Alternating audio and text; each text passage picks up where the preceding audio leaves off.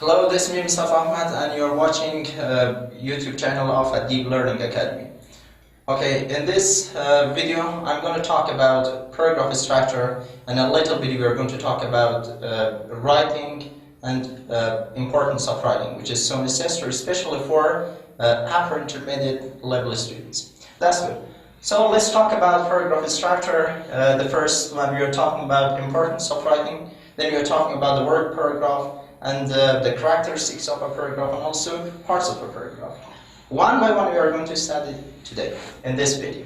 The first one, importance of writing. So as you know, we are having 4 skills in English, and maybe not just in English, in every languages. That's good.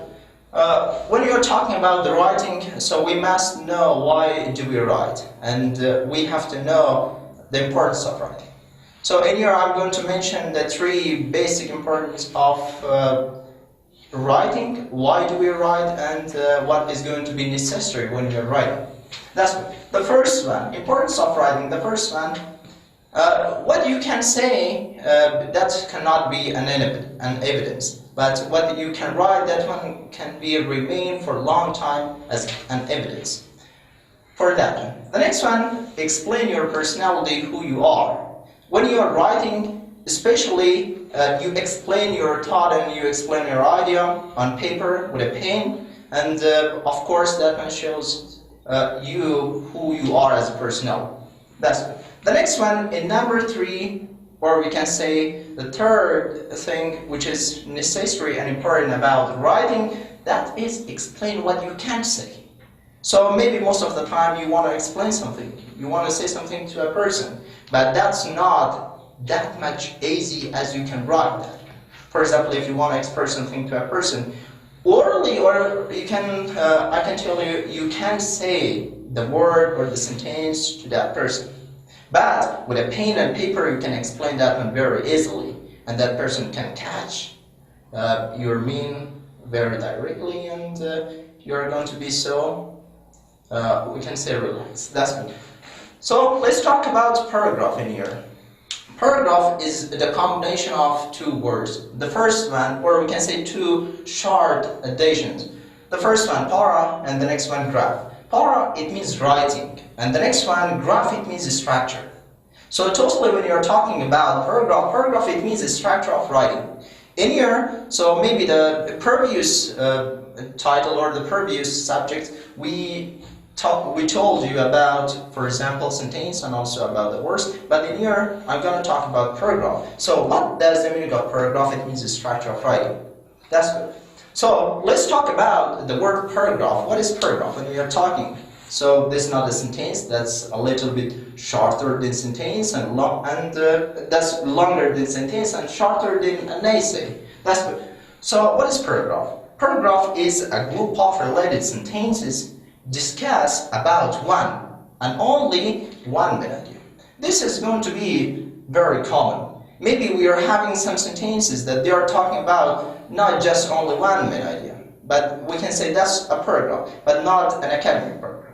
Academic paragraph is like that, which discuss only and only one main idea. For example, when we are talking about for example, transportation system of a city, just in one paragraph, from one till 10 sentences, we are talking about that one. We are talking about that one. And really, in these, we can say part, or in these 1 till 10 sentences, we are talking about transportation system of a city. That is just only one minute. That's good. So let's talk about the parts of a paragraph. An academic paragraph contained 3 basic parts. The first one, topic sentence. The next one, supporting sentences. And the next one, concluding sentence. Okay, right now we are talking about parts of paragraph. So as I said to you before, we are having 3 basic parts for a paragraph. The first one, topic sentence, supporting sentences, and concluding sentence.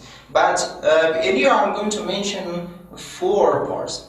And the first one, a little bit, I'm going to talk about topic or title as well. That's good. So in here, parts of paragraph, the first one, topic. Topic is a word, we can say, or we can a noun or something else that we are going to talk about that one. That's topic. So for instance, in here we are talking about the Kabul city. This is the topic. Let's talk about topic sentence. What is topic sentence? In topic sentence, we are going to explain and express the main idea of the program. It means what we are going to talk about, we are going to write just in one sentence in here. Not only just in one sentence, maybe we are going to have two sentences, that's good. So, but in topic sentence, we are having two basic parts. The first one, topic, and the next one, controlling idea. In topic, we are going to mention the topic or the title. But in controlling idea, we are going to mention and we are going to give a little bit more information about topic. That's good. For instance, in here we are having Kabul city is the most beautiful city in Afghanistan.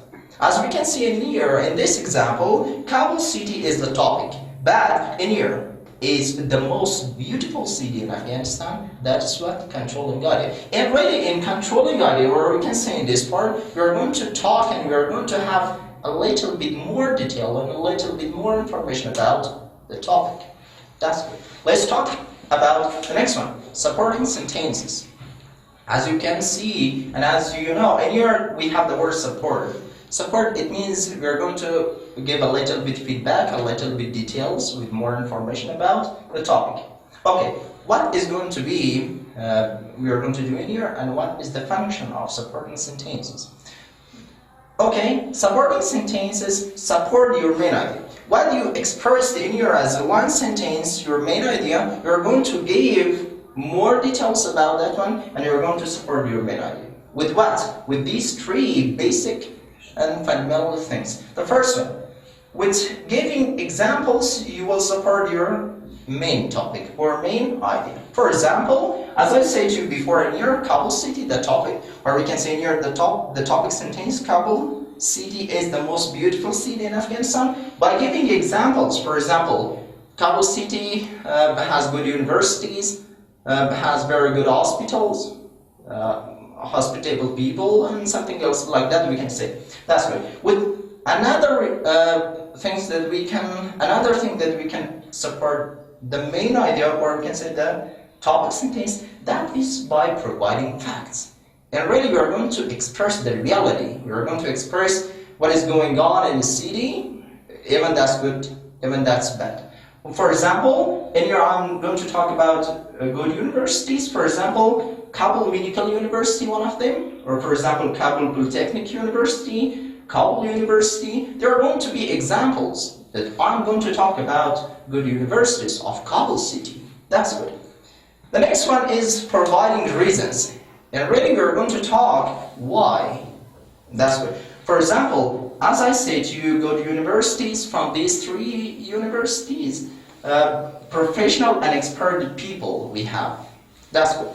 And the next part, or the final part, is concluding sentence or concluding sentences. Even that's going to be one sentence, or even that's going to be 1 till 3 sentences. That's good. What can we do in here? We are going to summarize, or we are going to finalize the main idea of this program. Or we can say we are going to remain the basic point, or we can say an idea to the reader from this program. That is the function of concluding sentence, or the usage of concluding sentence. These are all about what can we do in here and how can we write a topic. Okay, that's good.